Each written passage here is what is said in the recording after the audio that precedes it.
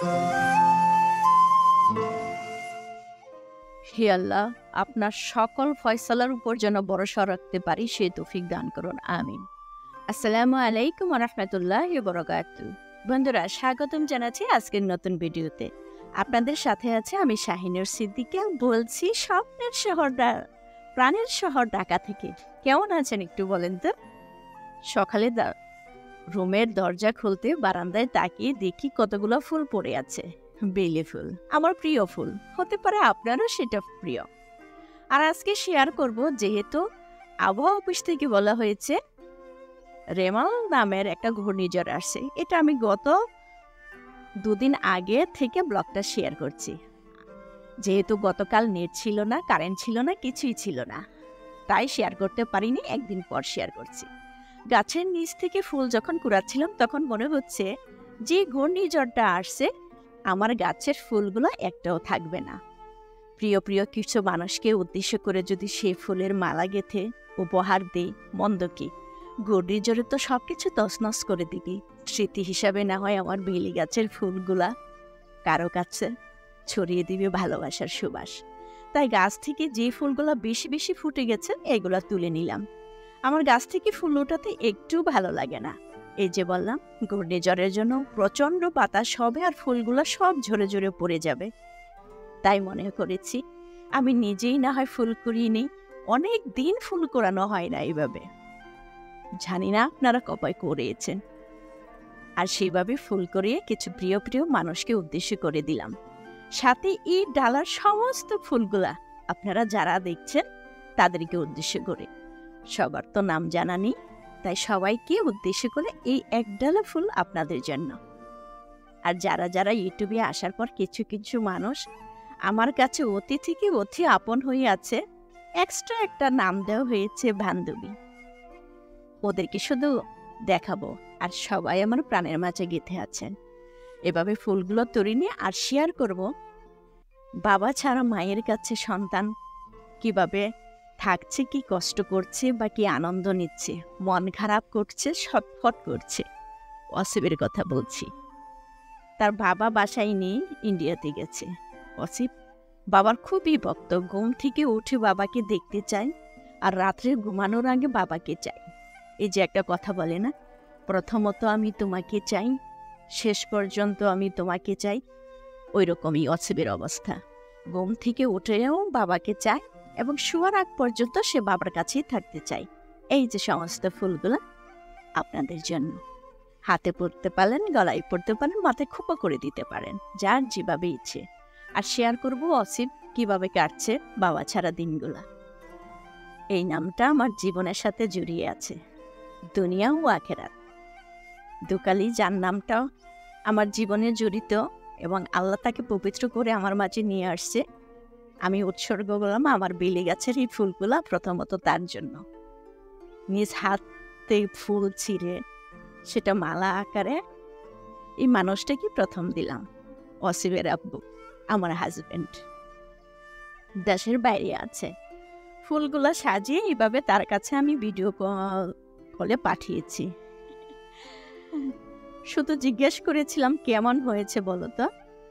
আমরা ইউটিউবার না, একটু রিভিশনটা মনে হয় একটু অন্যভাবে চাই। ইউটিউব থেকে অন্তত এটুকু শিখেছি কিভাবে রিভিউ দিতে হয়। সাধারণ যারা আছে তাদের মাঝে কেউ কেউ খুবই সুন্দর করে দিচ্ছে, আর কাছের মানুষগুলো মনে হয় হ্যাঁ ভালো হয়েছে এরকমই বলে দেয়। মিউশনও মিস করেনি আমার ফুল কোরানো। আমার প্রাণের বান্ধবী লিপি একজন সাধারণ দর্শক থেকে আস্তে আস্তে ভালোবাসার মানে পরিধিটা এতই প্রাধান্য পেয়েছে, বান্ধবী স্থানটা দখল করে নিয়েছে। কাগজে কলমে মালায় সে বেলি ফুলে নয়নের স্বপনে সব যে জায়গায় এখন দখল করে নিয়েছে। মানবিমান যাই চলুক, ভিতরে লালন করি তাকে। এক ইউটিউবার ফারজানা, আরেকজন আছে পলি। আমরা সবাই চারজন বান্ধবী বলি।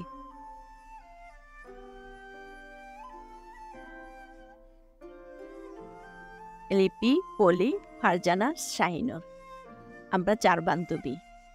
লিপিকে উপরে স্থান দিয়েছি, দ্বিতীয় পলি, তৃতীয় ফারজানা।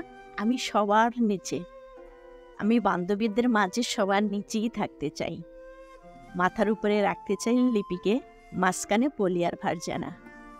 আমি যদি এভাবে সবার নিচে থাকি, নিজেকে ধন্য মনে করব, নিজেকে তৃপ্তি পাব। এভাবেই আমি ঘূর্ণিঝড় রেমাল আসার আগের দিন এই ভিডিওটা শ্যুট করেছিলাম।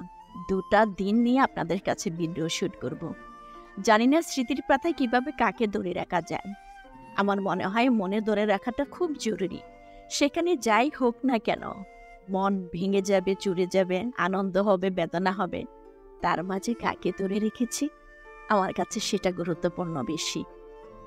আর এইটুকু শুধু করলাম যে ভালোবাসাগুলো এভাবে আপনাদের জন্য। আমরা কিছু কিছু সময় আছে, ইউটিউবের প্রথম থেকে এই পর্যন্ত অনেক বোন আমার সাথে জড়িত ছিলেন, অনেকে নাই, নতুন করে আবার অনেকে জয়েন হয়েছেন। অনেকের কাছে যেতে পারি, অনেকের কাছে যেতে পারি না, তাতেও কিছু নেই। এই যে বললাম না, ভালোবাসাটা এখনো কোনো কোনো পুরনো বোনদের কথা মনে হয় ওরা কোথায় আছে, কিভাবে আছে। অনেকে আমি কমিউনিটিতে নক করি, কাউকে পাই না। ইউটিউব জগৎটা আসলে এরকমই, কেউ বুঝতে চায়, কেউ বুঝতে চায় না। এভাবেই যদি দিন কেটে যায়, সংসারের অন্যান্য কাজগুলো করে তারপরে আপনাদের শেয়ার করব। এই যে বললাম না, গত 2-3 ভিডিও এখানে আসলে ভিডিও করা, ভিডিও আপলোড করা কিছুই হয়ে যায় নাই। গতকাল কারেন্ট ছিল না, বিদ্যুৎ ছিল না, মানে কারেন্ট, বিদ্যুৎ বা নেট যাই বলেন, সকাল থেকে দুপুর পর্যন্ত। এটা কিন্তু পরশু দিনের ভিডিওটা ছিল। আমি যখন শুনতে পেয়েছিলাম যে ঘূর্ণিঝড়টা চলে আসবে, তখনই কিন্তু গাছের ফুলগুলো ওঠানোর সাহসটা পেয়েছি। কারণ ফুলগুলা যেহেতু নষ্ট হবে, স্মৃতির পাতায় যেন সেগুলোকে আমি ধরে রাখতে পারি, সেজন্য। জানি না কত কত স্মৃতি মানুষের নষ্ট হয়ে যায়। আমার আগের কিছু কিছু স্মৃতি ছিল, চুপিয়ে চাপে সেটা কিন্তু ডায়েরিতে লিখে রাখতাম। জানি না আপনাদের ডায়েরি লেখার অভ্যাস ছিল কিনা, আমার ছিল। কোনো ঘটনা, কোনো প্রিয় জিনিস ডায়েরিতে লিখে রাখতাম। আর এখন মনে হয়েছে ইউটিউবটা অনেকটা ডায়েরি, যেটা চোখে দেখতে পাই। তারপরও সবকে এখানে লেখা হয়, দেখা হয় না। কিছু কিছু ডায়েরি নিজের ভিতরেই লালন করি। এমন কিছু কিছু কথা, কিছু ঘটনা আছে যে কাউকেই বলা যায়, একমাত্র বিধাতাকেই বলা যায়। আর সেই ঘটনাগুলো আমি বিধাতাকেই বলি। এই যে অসীম দেখছেন, এটা কিন্তু আগের দিন সকালে যখন সে ঘুম থেকে উঠছিল, আমি রান্নাঘরে রান্না করতে, মানে নাস্তা বানাচ্ছিলাম। ঘুম থেকে উঠে কিন্তু সে তার বাবাকে মিস করে, কোলে নিতে বলছিল। আমি বললাম যে দাঁড়াও, আমি নাস্তাটা শেষ করি। সাথে সাথে সে ফ্লোরের মধ্যে শুয়ে পড়ছে, ফ্লোরের মধ্যে শুয়ে কান্না করতেছিল। আমি বললাম যে দাঁড়াও, এটা ভিডিও করে তোমার বাবাকে দেখাবো তুমি কতটা মানে বাবাকে মিস করছো। তখন উঠে দেখেন সব রাগ করে সব ফেলে দিচ্ছি, কিন্তু অসীম খুব বিরক্ত করছে। ও বাবা যদি ভিডিও কলে ফোন দিচ্ছে, ওর বাবার সাথে কিন্তু কথা বলছে না, বলে আচ্ছা ঠিক আছে, চলে যাও। মানে সে তার অভিমানগুলো বোঝাচ্ছে যে তুমি যে দূরে চলে গেছো, তুমি চলে যাও। এভাবে সে অভিমান করে থাকে, একটুও কথা বলে না। কিন্তু আমি বুঝতে পারি খুব মিস করছে হচ্ছে। আর এই যেভাবে পানি নিয়ে খেলবে, আর যখন নিচে যে পানিটা পড়ে যাবে, এটা আবার দেখছেন পাশা দিয়ে এইভাবে মুছে ফেলে। তো অসীমকে এইভাবে দিয়ে আমি বাকি সব কাজগুলো করে নিলাম। এদিনে এটা আগের দিন ভিডিও, আর এটা হয়েছে আজকের গতকালের। ঘূর্ণিঝড় রেমাল দেখেন অলরেডি চলে আসছে। আমি সকালে ঘুম থেকে উঠে সে বিকট জ্বরের আওয়াজে উঠে গেলাম। বাইরের অবস্থাটা থমথমে, চারদিকে বাতাস বইছে, অনেক জোরে বাতাস বইছে। অসীম ঘুমাচ্ছে, এটা সকালবেলা। সে ঘুমানোর এদিক সেদিক হচ্ছে, আমার মেয়ে ঘুমাচ্ছে, সবাই ঘুম। আমি মেয়ের রুমের বারান্দাতে যেয়ে দেখি সে কি অবস্থা।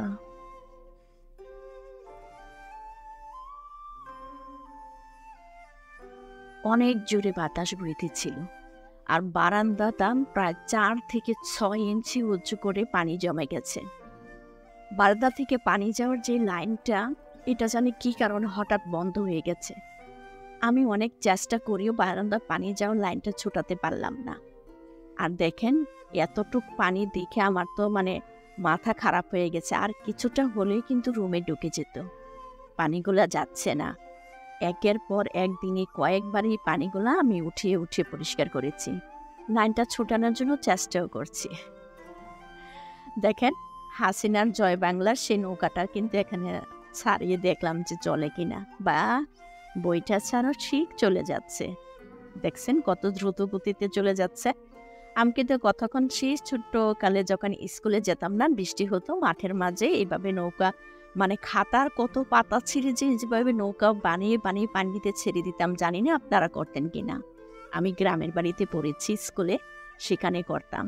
গুরুত্বপূর্ণ দেখা গেছে খাতাগুলাও ছিঁড়ে ছিঁড়ে শেষ করে ফেলতাম এইভাবে নৌকা বানিয়ে।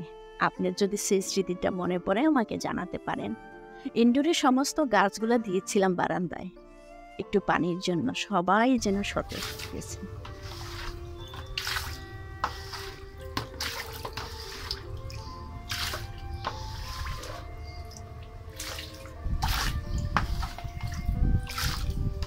দিনে কয়েকবার এইভাবে পানি উঠাইতে হচ্ছে। প্রচণ্ড ঝড় শুরু হয়ে গেছে আবার সকালবেলা।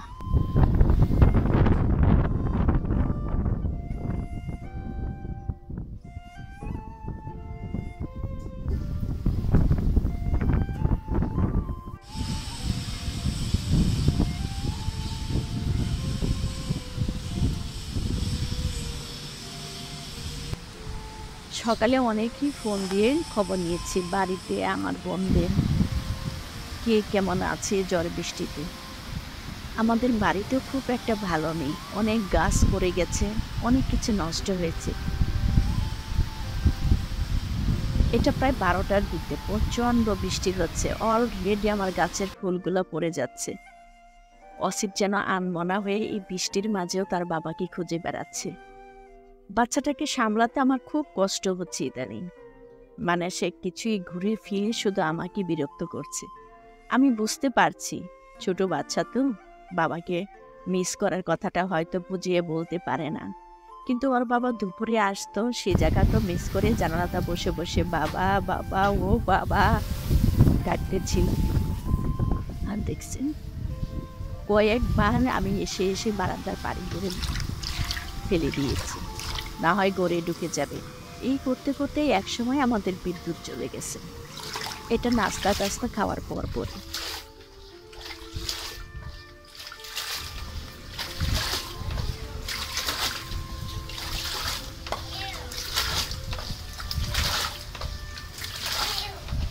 সারাদিন কয়েকবার করে এভাবে পানি ফেলতে ফেলতে একসময় আমার হাতটা ব্যথা হয়ে গেছে। আমি যেখানে কাজ করছি মিউশনও একসময় ওখানে ঢুকে পড়েছে যে আমি বারান্দাতে কি করি। এত করে ওকে সরতে বলছিলাম, এত করে অসিফ ডাকতেছিল, সবাই কথাই শুনছে না। আমি যেখানেই কাজ করি না সেখানেই যে আমার ছেলেটাও যেরকম পিছনে পিছনে থাকে, এরকম আমার মিউশনাটাও পিছনে থাকে। এখানে যে পানি, সে তাও তোয়াক্কা করেনি। দেখছেন একই বলে ভালোবাসা, যে আমি আছি সে থাকবে না, এটা হয় নাই। আজকে রান্না হয় নাই। দেখেন 6টার উপরে হয়ে গেছে, চারদিক পানিতে থই থই করছে। আমার নিচের অংশ ফ্ল্যাটের এই জায়গাটা খোলা, আমার রান্নাঘর থেকে যে অংশটা দেখাই।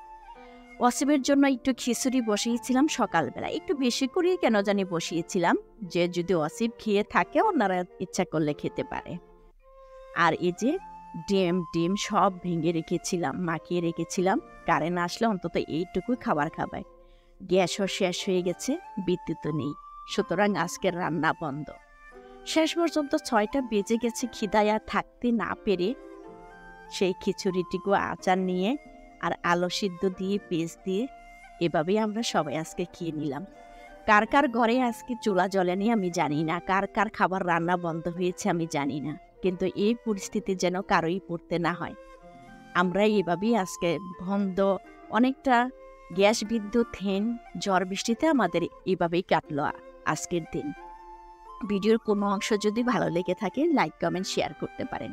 সাবস্ক্রাইব করে আমার পরবর্তী ভিডিও দেখার জন্য আমন্ত্রণ জানাচ্ছি। এতক্ষণ পর্যন্ত যারা আমার সাথে ছিলেন সবাইকে ধন্যবাদ জানিয়ে শেষ করছে আজকের ভিডিও। দেখা হবে আগামীতে, সেই পর্যন্ত সবাই ভালো থাকেন। আসসালামু আলাইকুম ওয়া রাহমাতুল্লাহি ওয়া বারাকাতুহু।